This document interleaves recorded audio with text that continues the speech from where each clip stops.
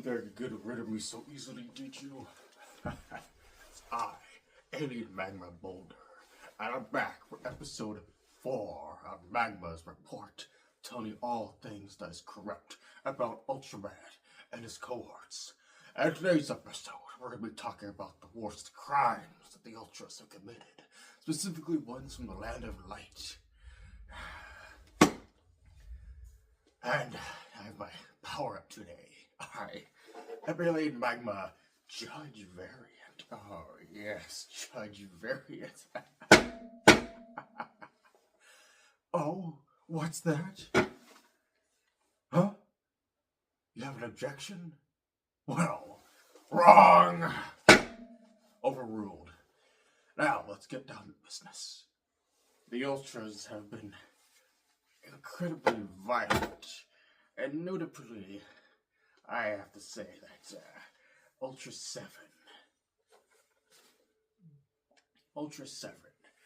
he once eradicated a sentient race of robots, clankers, on planet number 4. The story goes that Warboshi and one of his cohorts of the Ultra Guard landed up on this planet after a nice nap of space travel, a new super rocket. But nonetheless, look at this footage. Just tell me it isn't just wrong. Look what Ultra 7 does. I think he even destroys a hospital by this planet overrun by robots. Come on, they were alive. How could you just attack a whole planet full of creatures? Maybe if they were artificial, but sure, they're still some kind of alien. As an alien myself, I cannot stand by that. It's different if we Magmas attack a planet and maraud it and kill everything, but when the Ultras do it, it just isn't as cool as when I do it.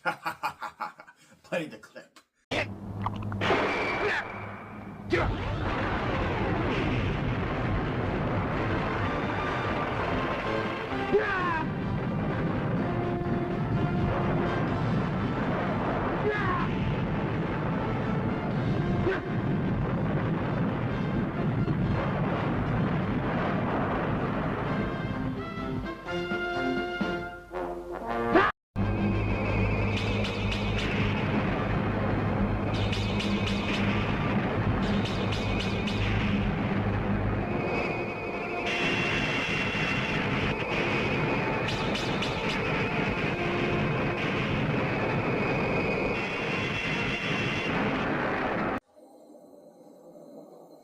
Yeah, look at that. Violence galore.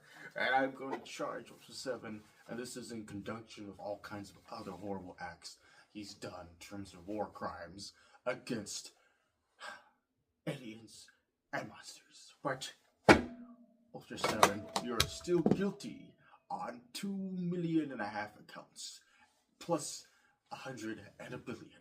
So about 1 billion and so whatever. You get the point. You're a bad man, Ultra 7. And for the next list, the next example, we're gonna go to Ultraman Jack. Ultraman Jack.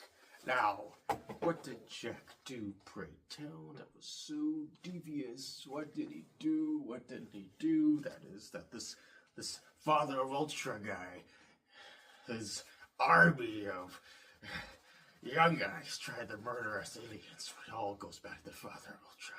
But what did Jack do in his show? His mission? Well, take it this way.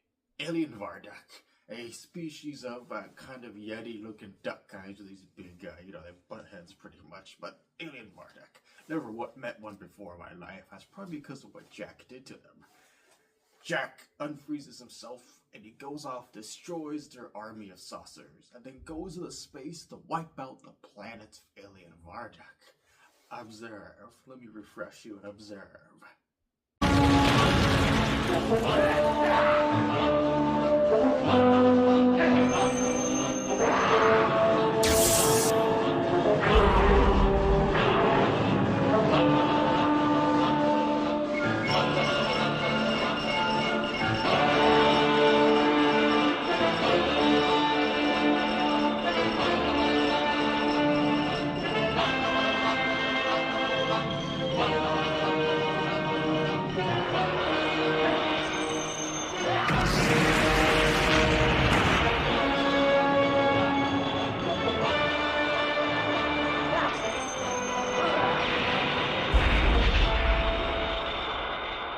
絶対温度0度のコーデル星はバルダック星人と共に滅亡し、権現山にあった20世紀の雪男伝説も同時に消えていったの。So, Ultraman Jack, you're really awesome, but I gotta tell you, of all the Ultra Brothers, you're the one I can get behind, but still, you killed an entire planet of aliens. Now, for you that may be educated in the crowd, you educated humans, you other alien sage, and maybe you're a sentient kaiju or robot, just listen to this, alright? Listen to Alien-Magma Boulder, Judge Variant. Alien-Magma is responsible for destroying L-77, the homeworld of Ultraman Leo. Sure, but we had our reasons that I don't feel like talking about today. What are the reasons of the Ultras, for destroying and attacking alien races? Are they just want to protect humans? Bah! Humans! Alright. The number 3 spot in this court case of analysis. I'm gonna judge Ultraman Jack. Guilty of murder and destroying a whole species of Yetis. But for the original Ultraman, what did he do that was so diabolical? Well, in his second encounter with humanity, he eradicated the Baltons. He destroyed their messenger, and he shot the invaders. He used his eye beams to reveal their spaceship, and then he flew up there and eradicated the Baltons. Of course, not all Baltons, mind you, but just a lot of them. Murder. Baltons right there. Look at him. Look at him.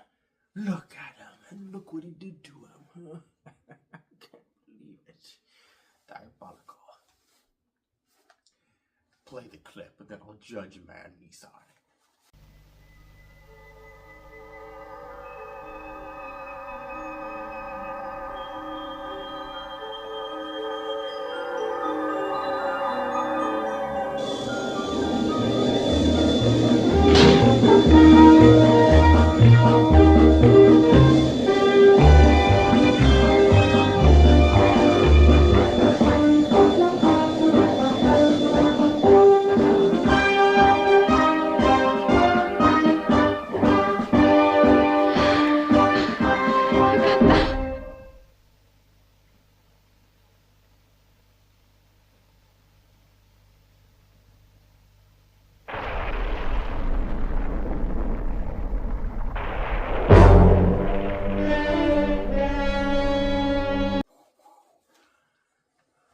I'm just pure manslaughter.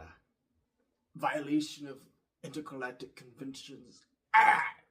Doing it in a way of just he had no care for his actions. Even when he has this really much of the Baltons, does he actually care? No, he does not. So, Balton, I'm with you here, buddy. And remember to check out episode 1 of the Alien-Magma report. I talk about Balton and the time that a different Balton fought Ultraman Cosmos. Go check it out after this. But anyway, for this case, for the original Ultraman Man Nissan, guilty, guilty, guilty, guilty, guilty, and guilty. Now to round out this court case of fighting against the Land of Light propaganda, I want to show you Ultraman Ace. Father Ultra, the way that they both killed Alien Hippolyta. But, no. Further ahead, the war against Yapul, the interdimensional space being. Now, Yapul, he's the kind of guy, he's different from a Sajin, but you get the idea, he's on our side. Usually. Sure, he might attack other aliens, but Yapul's the kind of guy of pure hatred that I can honestly get behind, so good for you, Yapul. But, in the early 2000s, from the Land of Light universe, Ultraman Mebius, he reunited with the 4 core Ultra Brothers that I have in my hands. Ace, Jack, Man Nissan, and Ultra 7. And they killed Yapul.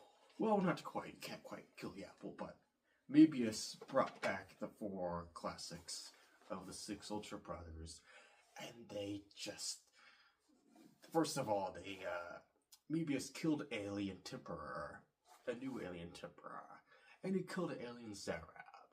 And of the Ultra Brothers, they fought back against Knuckle and Guts. And Killer-saurus, the new ace killer sort of creature, a kaiju created by Yapple after decades of hatred seeping throughout reality. Of course, Yapple turns on Guts and Knuckle, but the Ultra Brothers, Zafi and Taro, come in and they all form into Mebius Infinity and they defeat Yapple for that time. Of course, Yapple would have another rematch of Mebius later on, but come on, guys. That counts as a war crime to me. Yapple was imprisoned, and then he gets unimprisoned by aliens, and then you still murder him. Of course, not really killing him, but again, implied and temporary manslaughter. And for the last main clip, let's go back to Ultra 7 and Leo, because I want to end this video on a happy note. One of my Magma predecessors, a good general we had. Him and the Gyrus brothers beat the shit out of Ultra 7. Observe.